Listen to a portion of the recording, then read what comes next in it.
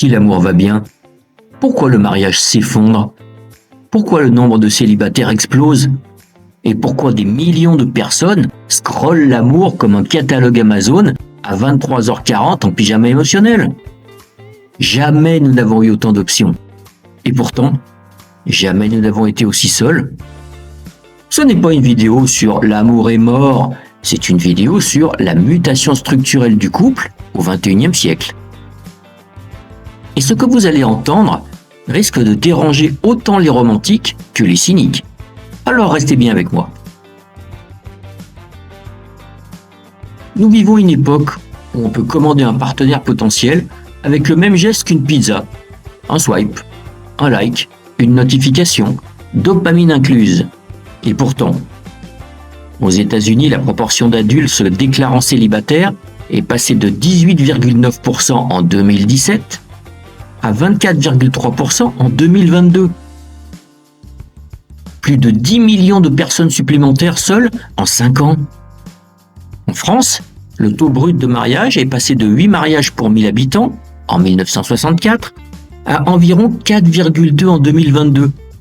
On a divisé la norme par 2.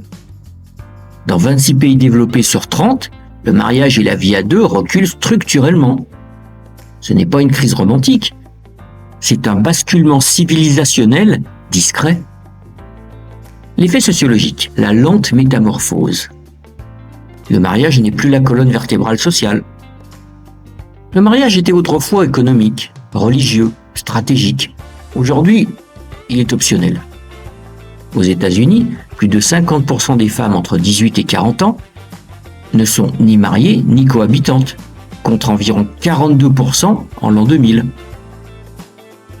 En France, l'âge moyen du premier mariage dépasse 32 ans pour les femmes et 34 ans pour les hommes. Le couple institutionnel a perdu son monopole. On ne se marie plus parce qu'on doit, on se marie parce qu'on veut. Et actuellement, vouloir exige beaucoup plus que devoir. L'explosion du célibat choisi. Le célibat n'est plus un échec, c'est une trajectoire possible. 48% des femmes américaines déclarent que le mariage n'est pas indispensable pour être épanoui.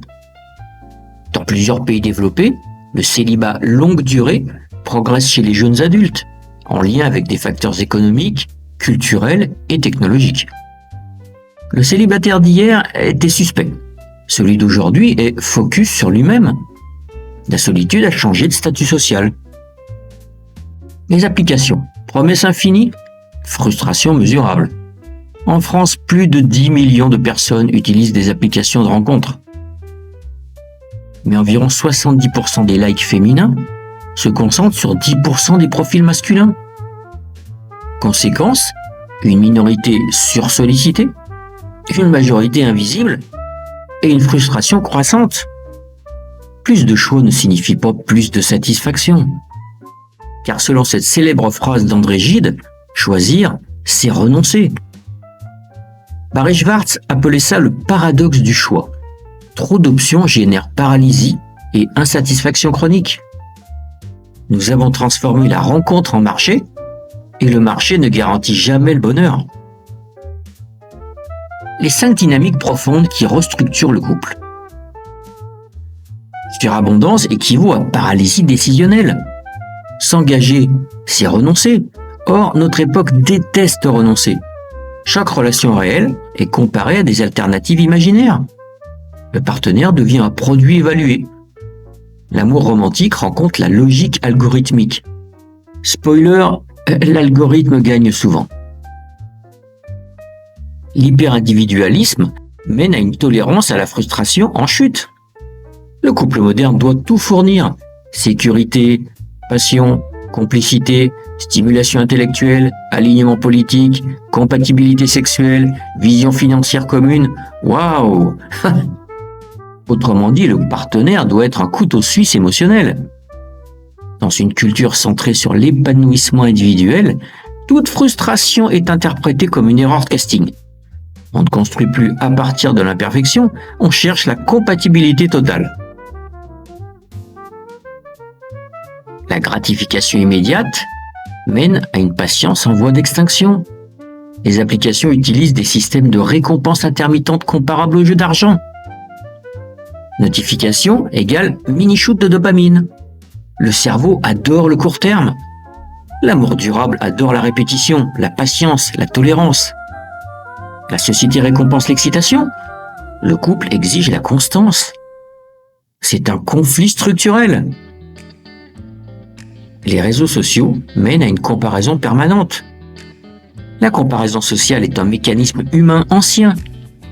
Mais aujourd'hui, on compare sa relation à une vitrine mondiale retouchée. Vacances parfaites, corps parfait, couple parfait. Résultat, perception biaisée, attentes irréalistes et insatisfaction amplifiée. Le réel perd toujours face à la mise en scène. Défiance envers l'engagement long terme.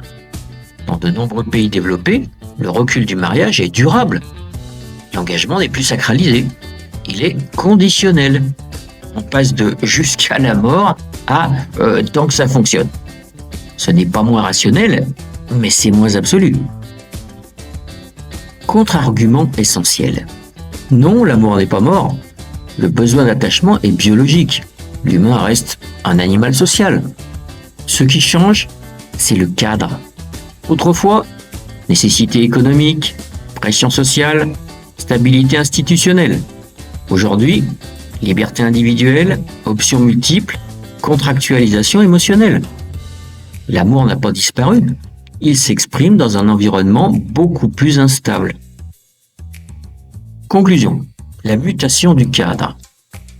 Moins de mariage, plus de célibat assumé, plus d'options, plus d'exigences, plus de comparaisons, plus d'instabilité, mais aussi plus de liberté. La vraie question n'est plus « l'amour est-il mort ?». La vraie question est « sommes-nous psychologiquement prêts à gérer une liberté relationnelle que l'humanité n'a jamais connue à cette échelle ?» Et c'est là que commence le débat. Alors je compte sur vous, commentez, donnez votre opinion, elle est importante. Venez débattre avec les autres membres de la communauté. Et si ma vidéo vous a plu, abonnez-vous, likez, partagez. À bientôt pour ma prochaine vidéo.